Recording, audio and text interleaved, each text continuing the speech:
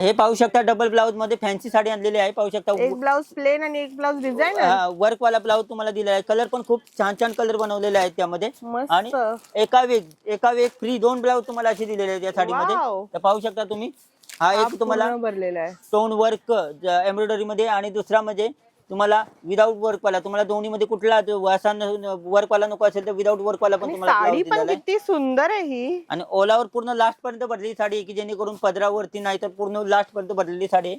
पाहू शकता मस्त. मस्त असं पॅटर्न आहे हे बघा.